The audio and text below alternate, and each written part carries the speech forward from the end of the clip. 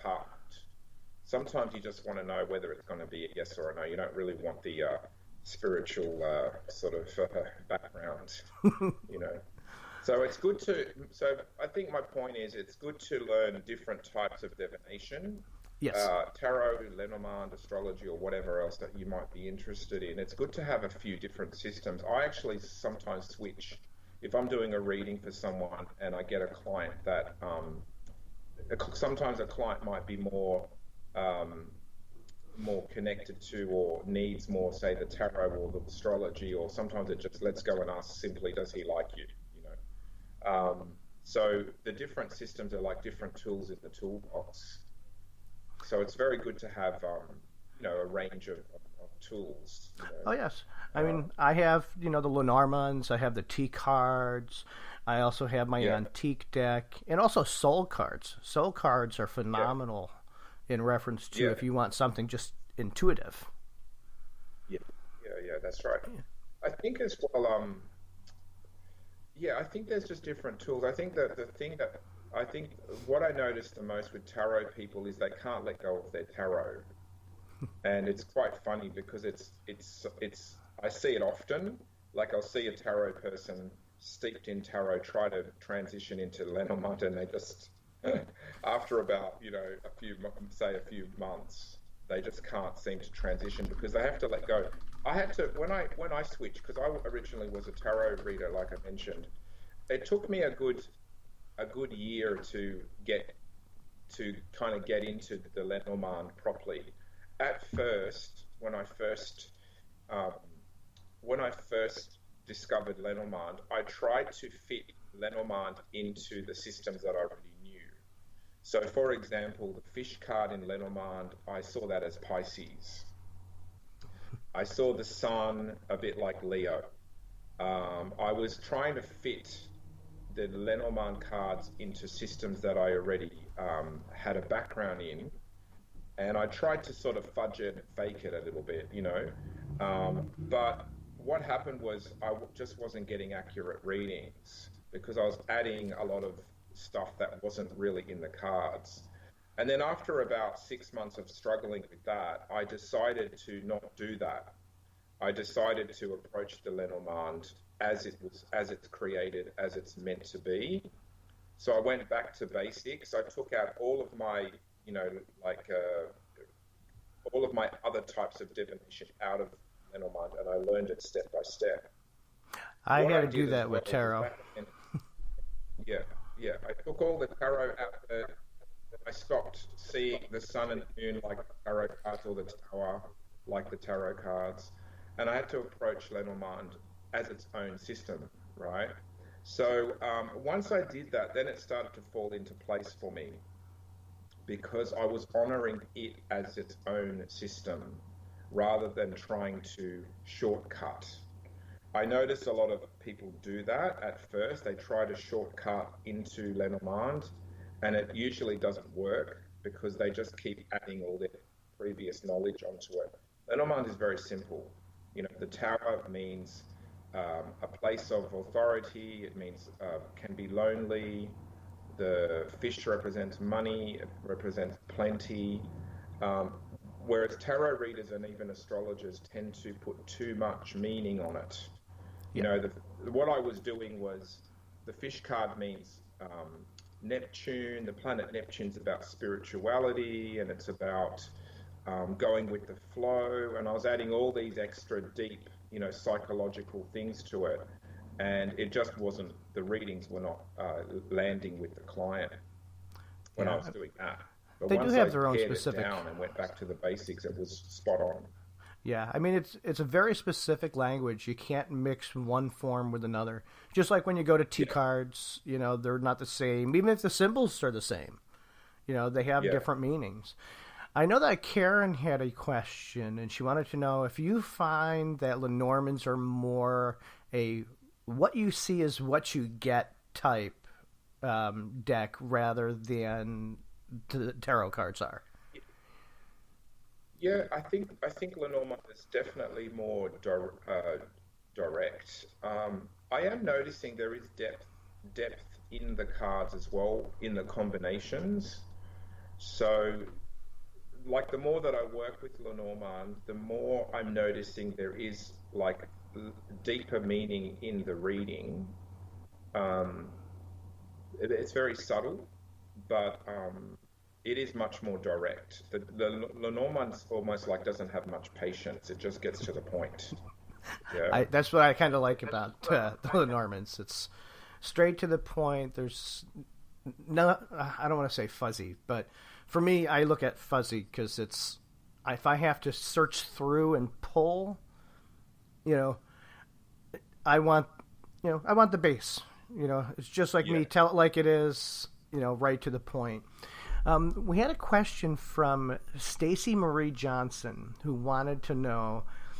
She finds doing a GT very difficult, and she wants to know: is there a way of simplifying it, at least to try to begin?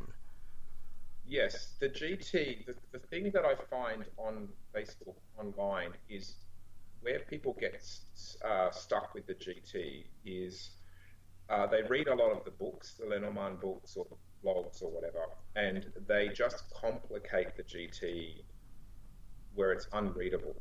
I actually teach the GT. I have an online GT class, professional GT group on Facebook. So if you're interested in that, you can contact me about that. It is a paid one.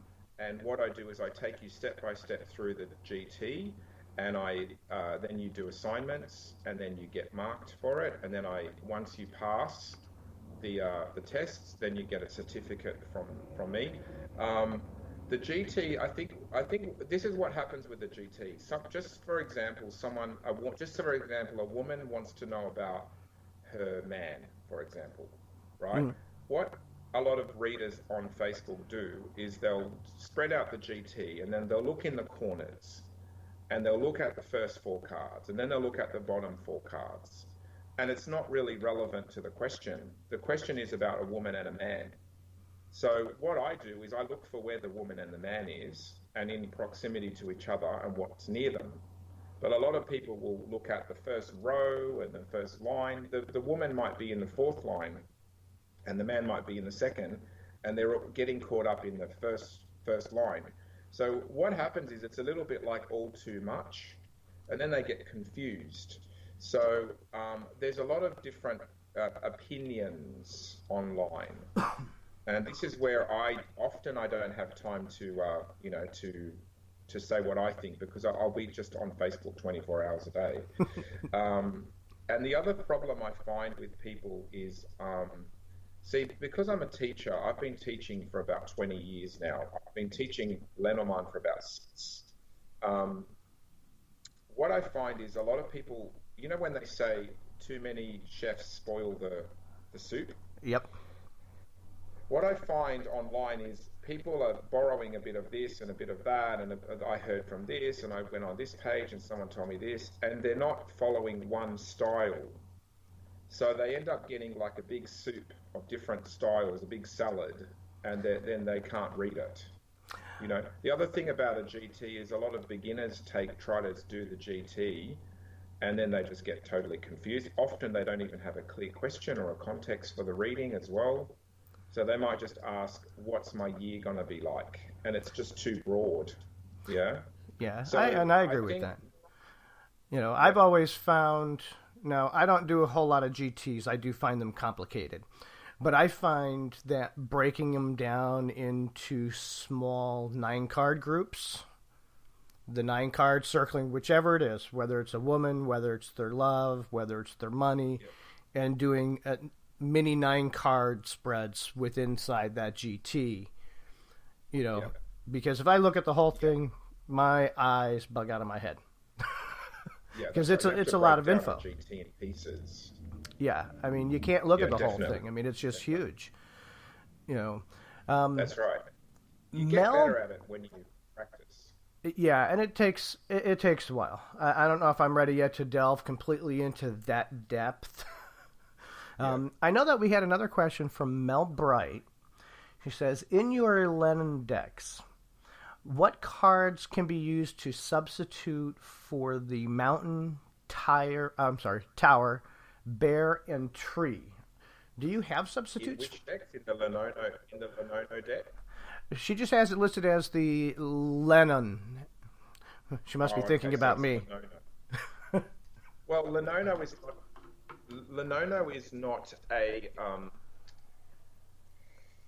Lenono is not a substitute for Lenormand. Lenono is its own system. It's a totally different style of reading the cards. So you don't need you don't need substitutes for the bear card or the tower, because Lenono in itself has got its own meanings. So a lot of the meanings are similar to Lenormand, but it's like saying to me, how do you read Japanese through Chinese? Japanese is its own language. It doesn't need to be translated through Chinese to be understood. So with Lenono is its own complete system. So you don't have to describe. So for example, if someone wants to know about authority, that's the lion. You don't have to think about the bear, because the lion, it represents authority. If the fish, if you want to know about money in Lenono, you look at the clover. If you want to know about, what was the other one? Bear, tower. Tower is authority, that's the lion. So bear is power, that's the lion. Then she also had, I think, the tree and the mountain. System. You don't have to translate Lenormand through it. You just have to learn Lenono separately. Okay, just like every other system, you've got to put everything together. Lenono and you've got to... is just a standalone system. It doesn't need Lenormand, and Lenormand, it doesn't need to be translated through Lenormand. It's a lot of people that start doing Lenono do that. They'll start trying to do Lenormand. They'll try to read it like Lenormand, especially the GT, which is totally different. Lenormand, it's a totally different system. I find Lenono very beautiful to read for clients because it unfolds the story. I often read Lenono more than Lenormand for clients, because with a client, I often don't need to do a GT. It's just too big. Whereas Lenono is a 20-card deck, so it just is much more bite-sized. But every question can be answered through Lenono. Yeah, and I think that's what, when you're pressed with time and you've only got a certain amount of time, like, I don't know if you book half-hour or hour appointments, but to try and squeeze everything into, their scheduled time, you can't always use, a huge 36 or 52 card spread, depending on the type that you're looking, and especially when they are looking for just specific questions. That's right. If you were to give some advice to somebody, it depends on a lot of factors. If I had like a client having a cup of tea with me and we were just, had a few hours, an hour to just sort of talk, sure, I'd pull out the GT. But most of the time, because I have a shop, I run the fortune teller shop. Most of the readings are 20-minute readings or 40-minute readings or an hour. We don't really have a lot of time to just talk and converse. Yep, it's down to the nitty-gritty. So usually I'll do tarot or or I also use astrology a lot. Yeah. Okay. So if you were to give somebody some advice that wants to try and break into professional reading, what would you suggest, to try and miss any pitfalls or downfalls, blocks that might stop them? I think when people want to transition, I'm getting reverb again. When people want to transition into professional, first of all, when I did it, I had a very good teacher that was really a mentor for me. I was very lucky. I don't think I probably would have become a professional if it wasn't for my teacher, because she really pushed me to do it, and I was resistant and reluctant, and when I first started studying, I didn't study tarot to do it professionally. I did it because I studied tarot because I was fascinated by the tarot cards. I was fascinated by the art of the tarot, and I was fascinated by the power, the stories that they were saying, and